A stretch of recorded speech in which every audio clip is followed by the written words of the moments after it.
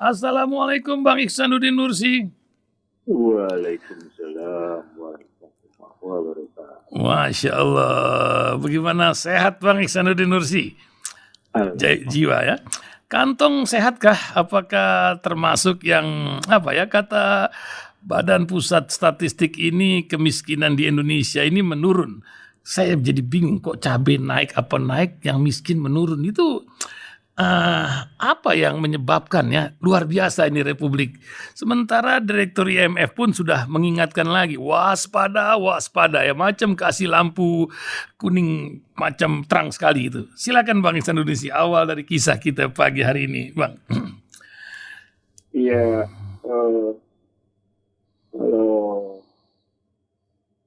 kalau bicara itu ya, bicara IMF, ya seperti biasa. Mencurahkan. Ada hal yang dia lakukan. Apa itu? Yang saya sebut sebagai menjual ketakutan, gitu ya, menyebarkan ketakutan, menjual perlindungan. Gitu. Itu kalau tapi kalau kita lihat kehadirannya kemarin Bank Dunia, lalu juga IMF sama-sama ke Indonesia, maka sudah harus bisa kita pahami bahwa problemnya sudahlah, Anda nggak perlu takut, kami mendukung. Gitu. Jadi dalam bahasa lain ada pesan politik. Bahwa Joko Widodo tetap didukung oleh dua lembaga multilateral. Tetapi dengan satu kondisinya teruslah Anda bersedia menjadi negara yang selalu bersedia membayar bunga dan cicilan, gitu ya. Dan teruslah berproduksi untuk kejayaan kami. Nah, itu pesannya. Gitu. Kan kalau yang lain nggak dikasih kan, yang seperti Sri Lanka kan ada 3 negara lain. Yang kondisinya yang sudah kolaps, ya? Argentina dan Lebanon. Gitu. Jadi kalau Bloomberg menyebutnya 15 negara, tapi kan statusnya potensi kan. Potensi Indonesia cuma 3% kata Bloomberg. Tapi ada survei. Nah yang menarik, saya kali ini dalam beberapa hal setuju dengan pendapat Sri Mulyani, gitu. Dalam beberapa hal, tapi dalam beberapa hal saya tidak setuju, gitu. Misalnya kalau Indonesia dibilang mendekati Sri Lanka, gitu. Saya sejak karena saya 97-98 itu saya di DPR, gitu ya. Dan kemudian sejak krisis 97 itu saya intens mengamati apa yang disebut dengan ekonomi serakah, ekonomi tidak jujur, ekonomi persepsi, dan konsisten atas sikap mereka, mengamati sikap mereka bahwa kejujuran itu nggak perlu, bahwa moral dalam ekonomi jangan dibicarakan, bahwa yang namanya keserakahan itu bagus, baik, gitu. Maka krisis 2008, krisis 2011, 2015, dan 2022 pada hakikatnya adalah gambaran itu semua. Nah dari sana sebenarnya saya punya ada perbedaan variabel dengan berbagai kalangan yang membuat Indonesia mendekati Sri Lanka. Misalnya begini, Sri Lanka sama-sama korup dengan Indonesia, betul. Sri Lanka sama-sama neolit dengan Indonesia, betul. Sri Lanka sama-sama punya utang luar negeri, betul. Tapi debt per kapitanya beda. Gitu misalnya. Kalau Sri Lanka punya utang 730, jumlahnya 50, ada yang menyebut 52 miliar, ada yang menyebut 50 miliar. Tapi kalau dari berita internasional, utang jatuh tempo Sri Lanka untuk tahun ini 7 miliar dolar, dan 7 miliar dolar itu tidak mampu dibayar oleh Sri Lanka, default dia. Nah, kita sampai di sini, utang Indonesia berapa? Utang Indonesia 7.040 triliun. Sehingga debt per kapitanya sangat berbeda. Kalau Sri Lanka debt per kapitanya rata-rata utang per penduduk jumlahnya, karena jumlah penduduknya 22 juta, itu misalnya 2,25 juta US dollar, maka Indonesia atau katakan dari juta dolar itu kan kalau kita bikin rupiah jadi sekitar 33 miliar ya, 33 miliar rupiah per penduduk nanggung beban utangnya. Kalau Indonesia kan cuma sekitar 33 jutaan saja.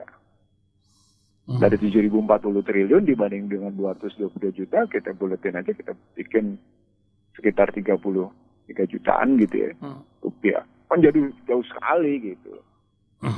Bedanya satu. Yang kedua, sebelum si Gotabaya Rajapaksa kabur, dia sudah 2 bulan mengalami krisis energi dan krisis pangan. Indonesia nggak mengalami krisis pangan. Orang tetap makan biasa gitu. Harga energi masih tetap ditahan gitu, untuk tidak naik. Walaupun dokumen menyatakan bahwa mereka sudah ingin, memang mereka mengakui harga ini sudah berlaku secara komersial gitu. Tapi karena kepingin selamat secara politik, maka tetap disubsidi gitu. Akhirnya kayak gitu ya. Lalu kalau kita ambil lagi lebih lanjut, misalnya itu tadi debt per kapita dengan kondisi gitu. Ya memang ada proyek ugal-ugalan di Sri Lanka. Nama proyeknya White Elephant Project gitu. Bangunlah di situ bandara yang tidak perlu bangun bandara, dibangun gitu misalnya. Lalu dibangun juga yang namanya pelabuhan. Dalam rangka mendukung jalur lintas sutranya Cina gitu, Belt and Road Initiative gitu. Padahal itu juga tidak terlalu dibutuhkan buat Sri Lanka misalnya. Nah itu yang problemnya kelihatan di situ, ada proyek yang sama seperti juga misalnya kereta api cepat di Indonesia gitu, atau katakan beberapa proyek lain di Indonesia yang misalnya kalau saya hitung pada kereta api cepat Indonesia itu dengan harga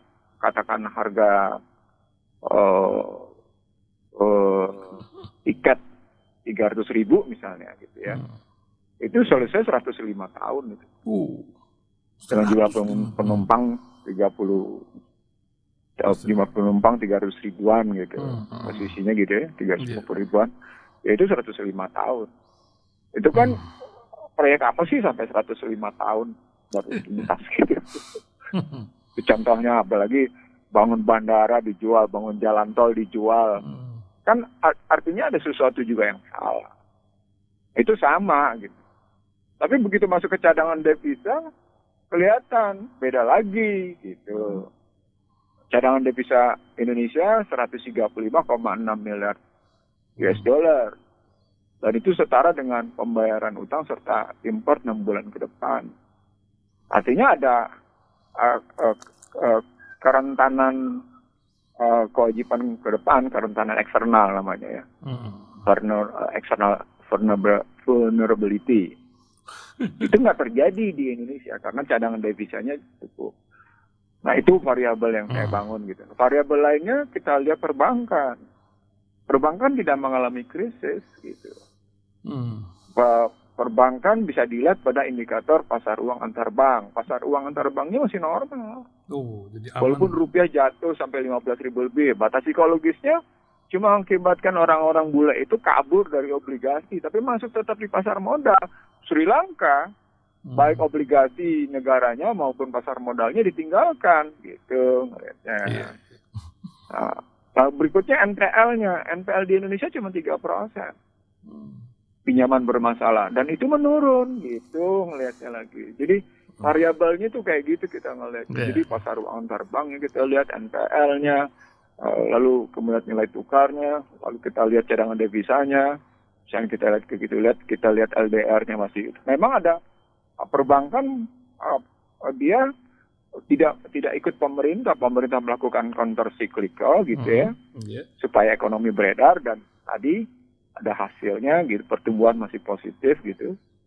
Tapi perbankan melakukan prosiklikal karena hati-hati dia dari situasi perekonomian masih belum jelas. Dan itu ditulis oleh BI. BI menulisnya pemulihan berjalan, tapi kepastian masih tetap menggantung gitu. Kepastian masih tetap berjalan, pemulihan terjadi, tapi ketidakpastian masih tetap berjalan. Itu diakui oleh BI. Itu berarti petunjuk gitu bahwa situasi perekonomian nggak jelas nih kemana larinya. Dan dari sana, ketika Indonesia menyalahkan situasi ini pada Rusia, maka mestinya Indonesia, nah di sini saya berbeda berat, sangat berat dengan, mestinya Indonesia menoleh diri sendiri gitu. Mestinya Indonesia melihat kapasitas dirinya sendiri. Jangan menyalahkan Rusia, ini situasi kayak gini karena Rusia menyerang Ukraina. Itu kan karena Anda mengambil sikap kebijakan perekonomian yang terbuka secara tanpa batas begitu. Anda terbuka habis-habisan gitu posisinya. Anda tidak di tengahnya namanya negara, banyak negara melakukan perlindungan atas produknya sehingga mereka menahan diri untuk ekspor pangan gitu. Tidak kurang dari sekitar belasan negara gitu yang melakukan pengendalian ekspor. Belanda melakukan pengendalian ekspor benih labu, yang ini melakukan pengendalian gula, yang ini melakukan pengendalian gandum, yang ini melakukan pengendalian. Nah kemarin Joe Biden aja sampai datang menemui Muhammad bin Salman gitu ya, hanya untuk Arab Saudi tetap menginjeksikan minyaknya agar harga minyak turun. Ada dua misi penting dari Biden ke Arab Saudi dan ditemui oleh Muhammad bin Salman. Yang kemudian Muhammad bin Salman dianggap sebagai manusia yang melakukan pelanggaran hak asasi manusia terhadap Jamal Khashoggi gitu. Apa yang pertama tadi turun harga minyak.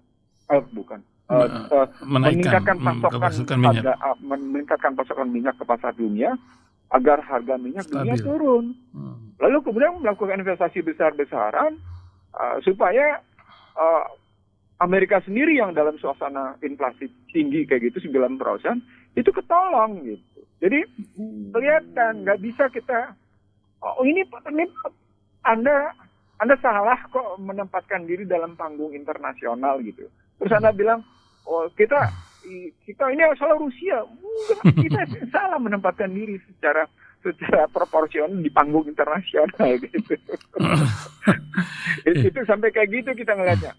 Nah dari sana terakhir soal indikator kepercayaan domestik. Kalau Joko Widodo dengan rezimnya masih tetap dipercaya oleh lembaga multilateral gitu ya. Ini diindikasikan dengan kehadiran Bank Dunia dan IMF. Tapi apakah dalam negeri juga masih percaya? Kan ada dua pendapat. Joko Widodo sebagian masih dipercaya. Tapi sebagian juga tidak dipercaya. Dalam politik persoalan pokoknya adalah bagaimana mengelola ketidakpercayaan dan mengelola kepercayaan tadi gitu.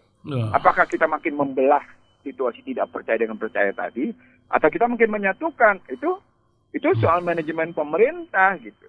Tapi paling tidak dia masih tetap ada yang percaya gitu ngelihatnya. Nah, sisi lain berbeda dengan 9798. Media massa nggak percaya sama Soeharto. Media massa ikut-ikutan memvonis. Bahkan ikut-ikutan menjatuhkan Soeharto. Media massa, terutama media massa arus utama ya. Sekarang ini kan media massa tidak dalam posisi itu. Media massa dalam posisi mendukung Joko Widodo. Jadi banyak variabel yang nggak bisa kita samakan antara Sri Lanka dengan Indonesia. Itu kesalahan cara pikir. Nanti Indonesia akan ketularan Sri Lanka, akan mengimpor situasi Sri Lanka. Itu kan karena kekecewaan kita sama Joko Widodo. Jadi bukan karena indikator-indikator objektif untuk melihat posisi Joko Widodo itu kayak apa gitu. Kita tidak lagi dalam posisi objektif untuk melihat itu. Kalau sikap kita, Joko Widodo akan mengalami nasib sama. No, saya bisa begitu. Saya di antara banyak teman-teman yang bikin analisis Joko Widodo akan begini. Saya enggak, saya sendirian, saya akui. Saya di antara teman-teman yang kayak gitu, tapi saya menolak. Bukan berarti saya dalam posisi menyetujui perilaku kezaliman, bukan berarti saya menyetujui perilaku bangsa terbelah yang saya tulis itu gitu, bukan. Tapi saya secara objektif melihatnya itu begitu gitu. Nah, Iksan tadi. Ya, memang luar biasa. Ini dunia ini informasi semakin cepat dan orang cepat menyimpulkan pula. Nah, pencerahan macam begini yang diperlukan, Bang Iksanuddin Nursi. Tadi masalah kemiskinan belum disinggung, Bang. Gimana ini? Apa benar atau memang juga data ini terbolak-balik atau bagaimana, Bang? Silakan. Ada dua indikator menarik yang dilakukan oleh BPS yang menurut saya statusnya survei dan surveinya validitasnya diragukan. Gitu. Dia tidak melakukan sensus, dia melakukan survei. Dia ingin mengatakan bahwa data kemiskinan turun itu, pesan yang disampaikan oleh BPS secara politik adalah kebijakan-kebijakan pemerintah itu efektif menurunkan kemiskinan. Padahal pada saat yang sama harus dilihat terjadi penurunan daya beli, gitu ya. Ada dua researcher yang melaporkan pada saya. Kebetulan mereka dua-duanya adalah pembimbing saya, gitu ya. Bimbingan saya dua-duanya. Dan dua-duanya dalam posisi untuk meraih gelar doktor. Jadi bukan bimbingan gelar S2 atau S1, tapi S3. Yang masuk ke BPS. Dan terkejut ketika di BPS itu ketemu dengan model-model yang apa yang saya bilang terbukti gitu. Tadinya mereka nggak percaya dan mereka kemudian datang ke BPS. Apa itu misalnya? Misalnya tentang bagaimana BPS menggunakan konsultan yang sesungguhnya tidak diperlukan gitu. Lalu tentang mereka harus begini, harus begitu dalam rangka mendukung kebijakan pemerintah gitu. Jadi how to lie with statistics kelihatannya menjadi semacam fenomena gitu, melihatnya kayak gitu. Nah, yang kedua tadi yang saya bilang ini kan dia lakukannya survei. Tingkat surveinya kan harus dipertanyakan tingkat validitas surveinya gitu. Yang kedua. Yang ketiga, kan sudah lama apa yang disampaikan BPS itu berbeda dengan fakta lapangan. Sehingga orang cenderung tidak percaya. Dan karena itu beberapa lembaga asing, beberapa konsultan asing, itu tidak menggunakan data BPS, mereka melakukan analisis sendiri gitu ceritanya. Ada lagi riset saya pribadi gitu, misalnya saya ketika riset tentang UMKM, saya datang ke BPS tingkat provinsi, saya datang ke BPS, saya datang juga kemudian ke pemerintahan bersangkutan. Saya bertanya tentang berapa sesungguhnya jumlah UMKM yang ada menurut BPS di provinsi. Oh, kami nggak punya datanya ada di tingkat kabupaten. Oke, saya tanya di kabupaten kami nggak punya datanya ada di pemerintah daerah gitu. Lalu saya tanya bagaimana pemerintah daerah dan BPS bekerja sama untuk melakukan itu, nggak jelas tuh. Jadi ini pengalaman pribadi. Bagaimana saya ada. Tapi kita tidak punya data tandingan kan? Yeah. Jadi dalam dunia akademik ketika kita tidak punya data tandingan, mau tidak mau data yang disodorkan oleh BPS kita terima apa adanya. Tetapi data akademik ini gitu ya, data yang kelihatannya akademik saya bilang gitu ya. Ini harus diuji validasinya. Harus diuji kesahihannya. Harus kalau pakai bahasa akademiknya, harus dikonfirmasi, harus diverifikasi, harus divalidasi. Ketika tidak bisa dikonfirmasi berarti tidak bisa diverifikasi, tidak bisa divalidasi. Gitu. Sederhana aja ngambilnya, bisa nggak diverifikasi, bisa nggak dikonfirmasi, nggak bisa, ya sudah tinggalin. Jadi kita mesti ngeliat sendiri. Gitu. Yang verifikasi BPS siapa bang? Yang verifikasi BPS siapa? Ini kan lembaga resmi sesuai undang-undang gitu. Kalau saya lihat memang kan mereka Undang-Undang 1697 ya dasarnya ya. Dan itu Undang-Undang 16 tahun 97 tentang BPS itu kan udah tentang statistik itu kan udah ketinggalan zaman gitu ya. Apalagi sekarang sudah pakai IT, sudah pakai informasi teknologi yang canggih. Sehingga memang angka-angka mereka tingkat keakuratannya dipertanyakan gitu kan gitu ya.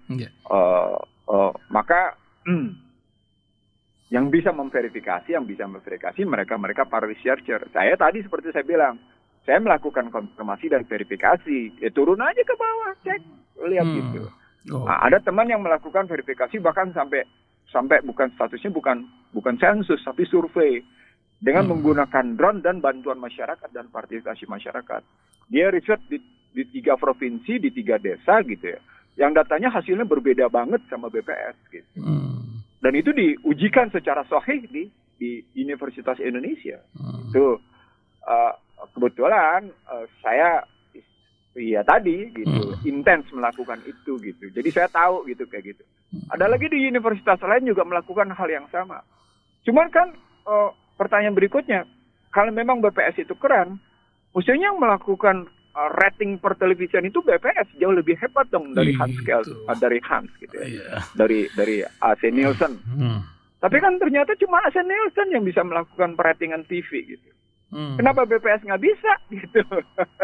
Kalau memang BPS keren ya gitu ya. Itu contoh saya sederhana sejak saya kritik tentang pemirsa TV banyak di sini kondisi begini dan hasil risetnya AC Nielsen gitu ya. Saya heran, kok AC Nielsen bisa ngomong begini, kenapa begini, kondisi begini gitu.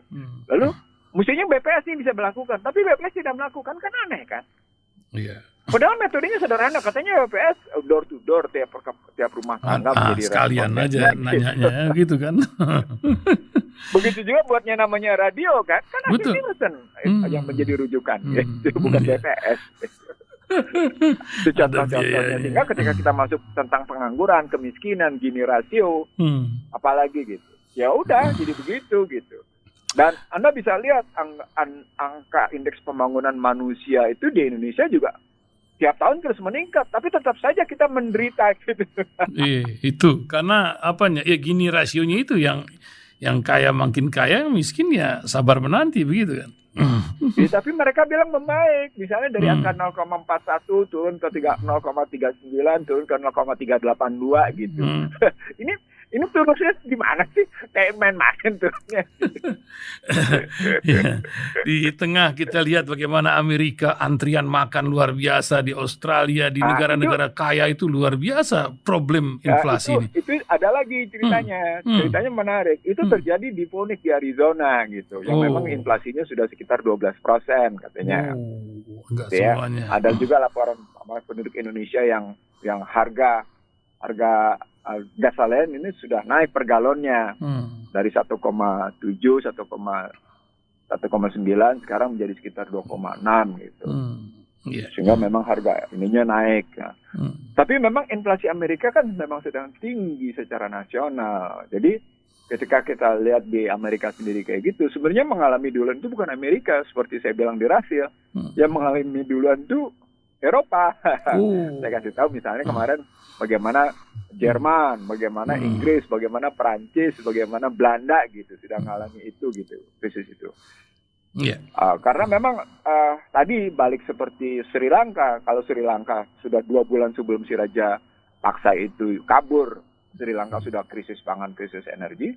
Negara-negara itu juga sudah mengalami sama seperti Sri Lanka, tapi mereka punya sistem. Gitu. Sistem untuk mendukung pengadaan pangan, sistem untuk mendukung pengadaan energi.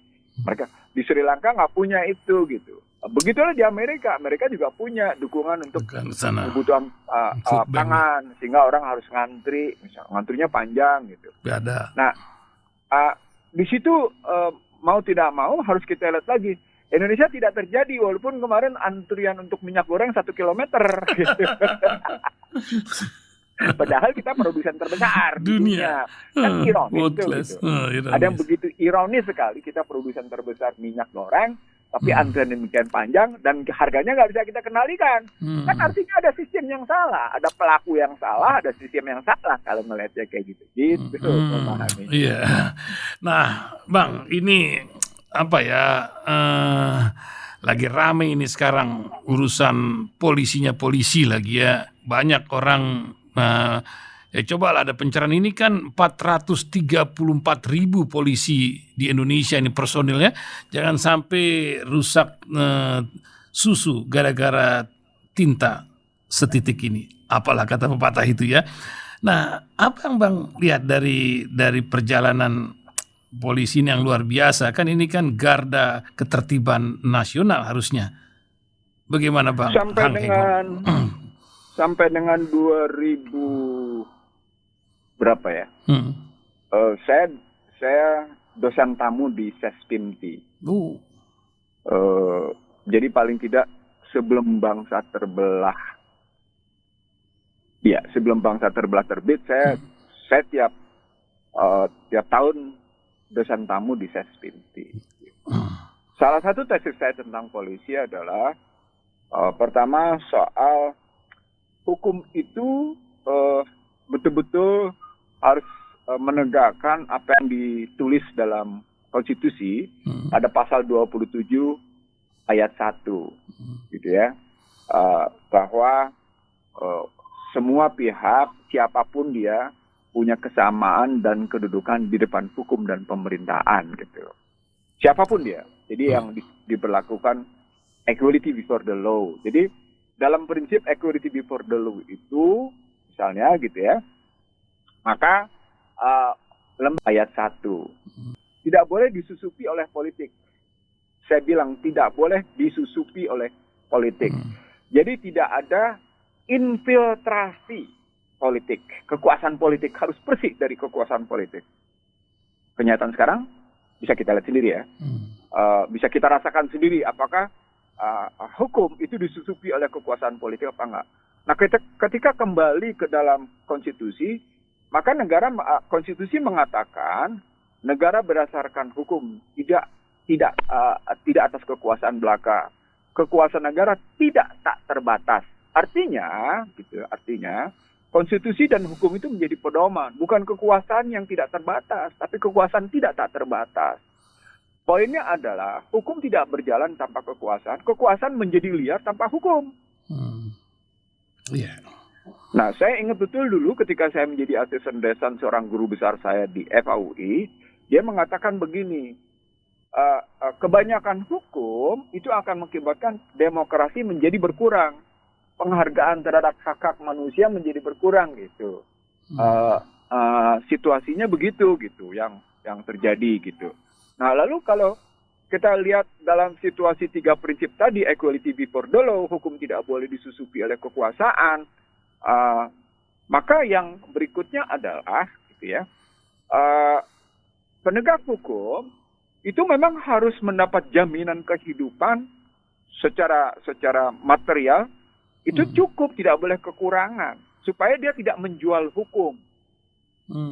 Saya ulang, supaya dia tidak menjual hukum. Di sini ketemu proses apa yang disebut dengan 7 indikator penegakan hukum. Nah, 7 indikator penegakan hukum di Indonesia itu situasinya, maaf ya, agak negatif semuanya. Misalnya budaya hukumnya jelek di Indonesia. Di sini kelihatan fasilitas sarananya, bisa lihat lembaga pemasyarakatan begitu, fasilitas kepolisian yang terkadang dibanding-bandingkan dengan tentara berlebihan gitu, kalau dia dilihat dari situ ya. Pendidikannya bisa dilihat, pendidikannya dengan model tidak mampu dipisahkan antara pendekatan polisi sebagai penegak hukum dengan polisi dengan yang lebih dekat dengan seperti sipil yang dipersenjatai. Itu kan sampai kayak gitu, indikatornya begitu gitu. Lalu sistem hukumnya bisa dilihat dia dekat dengan sistem politik gitu. Nah, itu bermasalah di perspektif itu gitu. Dari baru 4 indikator saja sudah seperti itu. Belum lagi kemudian indikator tentang bagaimana tingkat kepercayaan publik terhadap hukum dan terhadap penegak hukumnya. Kan tidak baik. Indikator tentang lembaga yang paling korup misalnya, kan pernah keluar tuh siapa lembaga yang paling korup gitu ya. Terhadap kepolisian, terhadap DPR, terhadap kementerian, terhadap partai politik, itu pernah muncul. Itu juga mewarnai bagaimana sesungguhnya proses penegakan hukum. Itu indikator ke-6.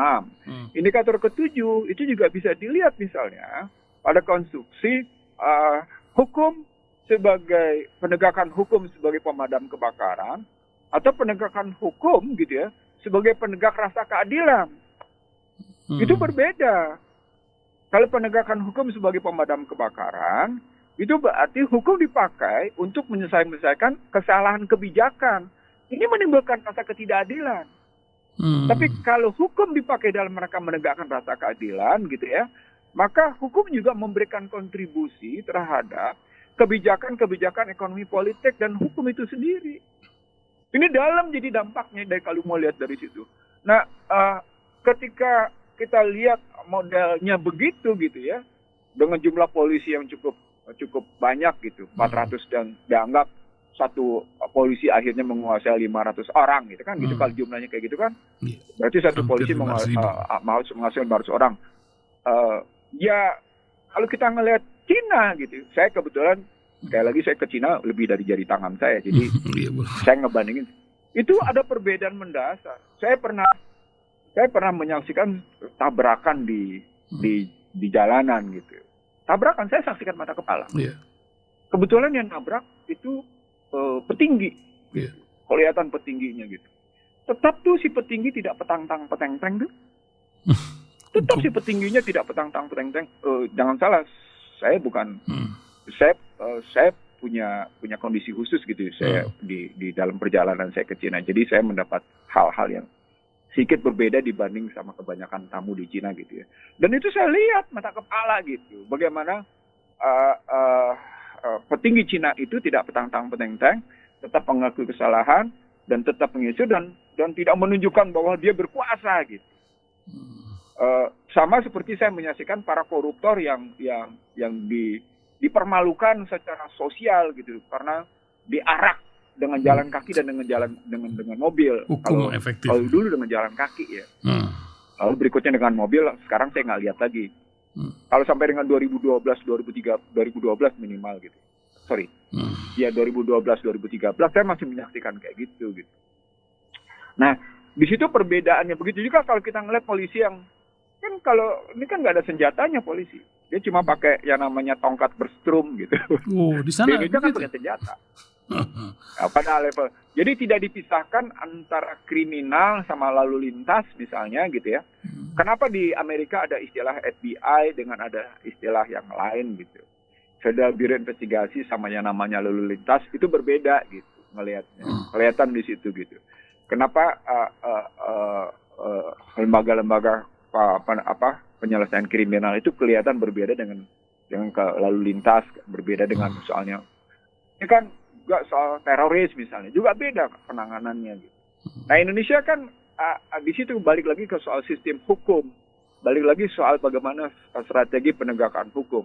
Kalau kita ngambil kasus misalnya yang sedang ramai sekarang, kan kelihatan ada upaya untuk melakukan sesuatu yang tidak layak gitu dalam rangka penegakan hukum, dan itu tercium oleh publik, dan itu yang disebut dengan bagaimana reputasi dan kredibilitas kelembagaan terpengaruh oleh reputasi dan kredibilitas para petingginya. Jadi jangan bilang bahwa oknum pada sebuah petinggi, pada sebuah lembaga di sebuah lembaga penegakan hukum tidak mempengaruhi lembaga yang bersangkutan. Nah, rame-rame kayak gini akhirnya orang melihat, wah daripada kalau saya nih, daripada simpang siur nggak karuan, isinya begini, sang istri pun minta perlindungan saksi, sang ini pun minta ini kan janggal loh, dia kapan kok minta perlindungan saksi sih gitu. Kan lembaga perlindungan saksi dan korban kan. Loh, kan korbannya udah meninggal gitu. Kalau dia mesti minta perlindungan, ada apa ya gitu. Saat yang sama juga yang lain minta si Richard Eliezer itu, yang E itu, kan juga minta perlindungan kan, perlindungan saksi. Jadi ada, kenapa mesti minta apa dia juga korban? Saksi dia, kenapa kemudian sebagai saksi kok langsung tidak bisa, langsung sulit dihubungi oleh wartawan misalnya untuk atau katakan ini kan menarik gitu loh, ada hal-hal yang mengundang tanya besar. Nah daripada kayak gitu sudah, ini kita menoleh diri kita sendiri aja, istilah saya. Kalau pakai istilah kita introspeksi diri kita aja, kita mawas diri aja. Oke, kita ikut deh cara mawas dirinya. Bagaimana mawas dirinya? Orang mau hubungan dengan KM50 gitu. Ya, itu memang jadi sebuah cerita lain karena banyak hukum yang tidak diatur dalam kertas, tapi hukum itu terjadi di alam sendirinya gitu. Itu kan termasuk ke soal perlindungan satu kegiatan yang terlarang gitu. Kalau itu dikendalikan oleh kepolisian gitu. Itu kan juga muncul ke permukaan dengan sandi khusus gitu. Itu kan juga menjadi masalah gitu. Oh ini begini, ini. Oh ini kegiatan terlarangnya di bawah ini begini, sandi khususnya begini. Itu kan menarik. Bergulir. Saya sebenarnya mengkonfirmasi ke sejumlah petinggi polisi. Dalam kalau saya bilang ke semua petinggi polisi itu, Kepati ya, karena kebetulan kan seperti saya bilang tadi, saya menjadi dosen tamu di Sespinti bertahun-tahun, bukan setahun, 2 tahun, 3 tahun, 4 tahun, 5 tahun, bertahun-tahun. Ada link lah gitu. Sehingga saya masih punya relasi cukup bagus ke sana gitu ya. Saya coba tanya, itu pun mereka hati-hati menjawabnya. Hati-hati mereka menjawab itu gitu, karena memang ada kelihatan upaya untuk menjaga lembaga kepolisiannya tidak rontok karena perilaku petingginya yang kayak gitu. Sama kan seperti kasus buku merah di KPK kan, ingat ya buku merah yang hilang ya. Betul, itu cerita di itu kan KPK. juga mempengaruhi kredibilitas. Sama dengan cerita Susno Duaji, sama dengan seperti cerita tentang Joko yang soal SIM gitu. Itu kan rame kan. Nah, disitulah kelihatan mestinya kita benahi sistem hukum pada kepolisian. Ini udah usulan saya lama. Kita benahi sistem hukum jadi sistem hukum politiknya, politik hukum kepolisiannya istilahnya gitu ya. Politik hukum kepolisiannya dan ekonomi politik hukum kepolisiannya itu juga diubah gitu. Karena kalau kita pahami, saya pernah kritik juga bahkan ke sejumlah parti saya menyampaikannya. Bahkan di lembaga mereka di Trunojoyo saya ngomong gitu.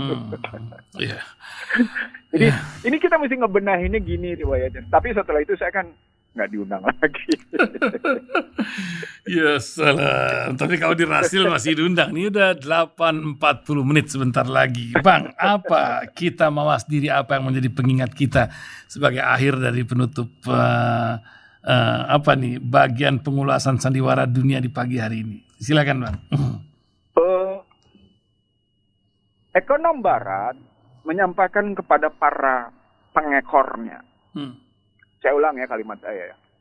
Ekonom Barat menyampaikan kepada pengekornya, kepada pembeo-nya, bahwa ekonomi mereka gagal. Itu dituang dalam buku-buku kajian mereka, itu dituang dalam artikel-artikel mereka, dan kita menyaksikannya mata kepala. Jadi bagi para pengekor ekonomi Barat, saya bilang ya, saya menyebutnya pengekor nih, tandas bahasa saya. Dari kejadian 97-98, kejadian 2008, 2011, 2015, 2022, dan hari ini, itu membuktikan bahwa sistem ekonomi Barat gagal. Bukan sekedar gagal pada upaya mereka untuk menstabilkan harga-harga. Karena price stability adalah public good. Price stability adalah public services. Gitu ya. Tapi gagal mengangkat harkat martabat manusia. Karena ada kesalahan-kesalahan mendasar dalam teori dasarnya, dalam merujukan cara berpikirnya. Dan mereka membenarkan greedy is good, mereka membenarkan ketidakjujuran, mereka membenarkan persepsi gitu ya. Mereka membenarkan kesalahan-kesalahan dalam format akuntansi, mereka memainkan riba, memainkan hutang. Hasilnya seperti sekarang. Dan apa yang tidak saya sampaikan di sini? Di sini kelihatan bahwa keyword kata kuncinya adalah uang. Nah, ketika uang dipermainkan dalam konstruksi persepsi tadi, maka Islam menjawab, nggak bisa Anda bermain-main dalam syair yang menyesatkan itu. Kan persepsi itu syair. 100.000 itu menjadi syair, 100.000 rupiah warna merah diterbitkan oleh pemerintah. Jadi menjadi syair ketika 100.000 tadi, sekarang sudah tidak bisa lagi membeli minyak goreng menjadi katakan 7 kilogram gitu. Karena harganya nggak karu-karuan. Dia cuma bisa beli sekarang 5 kilogram gitu misalnya. Kan itu artinya si 100.000-nya sudah menurun nilainya, barangnya yang naik. Kan itu artinya harganya tidak stabil. Padahal nilainya tetap 100.000 gitu.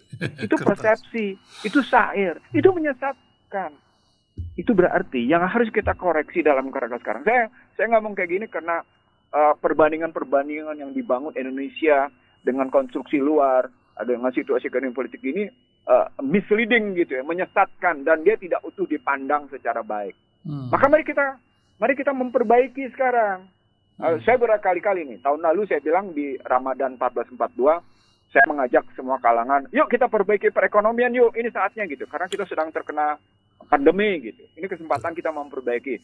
Kan, oh iya, angin lalu. Ya nggak apa-apa, angin lalu juga bagus. Yang penting ada angin. Ada angin. Nggak ada angin sama sekali. Gitu apalagi kan. angin sorga gitu kan. Enak pula. Iya. Nah, sekarang juga sama nih.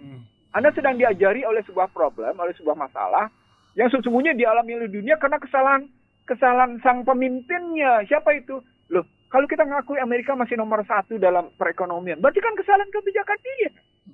Kita masih ikutin sih.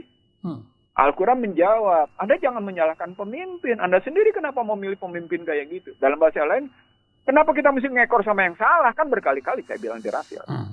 Kenapa kita mesti mengikuti? Kenapa dalam bahasa sederhana, dalam bahasa kerennya, kenapa perekonomian kita berkiblat dengan cara-cara ekonomi barat yang sesungguhnya gagal mengangkat harkat martabat manusia? Kok ya kita ikutin terus gitu? Padahal kita punya pikiran sendiri, kita punya cara pandang sendiri gitu, yang belum pernah kita terapkan dengan baik, yang belum pernah kita terapkan dengan Lalu kemudian para pihak menyatakan ini begini, ini begitu. No, bukan begitu. Saya bukan tidak setuju dengan pandangan Anda masing-masing. Mari kita lihat secara proporsional dengan menggunakan kacamata konstitusi gitu. Nah, kalau kita menggunakan konstitusi, maka kita akan tahu kesalahan kita. Misal sederhana, soal energi. Wih, ini Pertalite akan dicabut. Yang boleh pakai cuma yang 1.500 cc ke bawah, 2.000 nggak boleh. Loh, energi itu apaan sih? Coba status barang energi itu apa sih? Berdasarkan pasal 33 Undang-Undang 45 ini, lu saya dapat dokumen, energi itu komersial. Nah, salah kan lo? Itu contoh. Begitu juga pangan. Lalu ada yang gagas tentang mestinya kita mencetak uang untuk mengatasi pengangguran. Itu kan separuh teori yang kemudian memang belum diberikan secara utuh menyeluruh dengan baik gitu. Sehingga timbul perdebatan. Lalu Sri Mulyani ngomong begini, Luhut ngomong ini. Saya jadi melihat ironi banget bangsa ini gitu loh. Kemiskinan kita ternyata bukan sekedar kemiskinan seperti yang diukur oleh BPS. Tapi problematiknya, bahasa sederhana saya, ini jangan-jangan kemiskinan iman nih, kemiskinan moral nih. Jadi gitu saya mandang. Salah kurikulum. Maafin kalau saya salah nih, kalau saya bilang sampai kasih. terjadi kemiskinan moral dan kemiskinan iman. Mudah-mudahan tidak terjadi pada mereka yang masih tetap tu'minuna billahi wal yawmil akhir gitu ya. Karena kalau kita tetap pegang tu'minuna billahi wal yawmil akhir, insya Allah ya, kita tidak akan pernah tersesat seperti mereka tersesat berkali-kali dan menikmati ketersesatan gitu. Mudah-mudahan kita termasuk hamba Allah yang terus-menerus mendapatkan perlindungannya dan berada di dalam siratal mustaqim. Amin. Salah menjadi tanggung jawab saya, dan karenanya kita memohon maghfirah dari Allah gitu ya. Benar karena kehendak Allah semata. Subhanakallahumma wa bihamdika asyhadu an la ilaha illa anta astaghfiruka wa atubu ilaik. Assalamualaikum warahmatullahi wabarakatuh. Waalaikumsalam warahmatullahi wabarakatuh.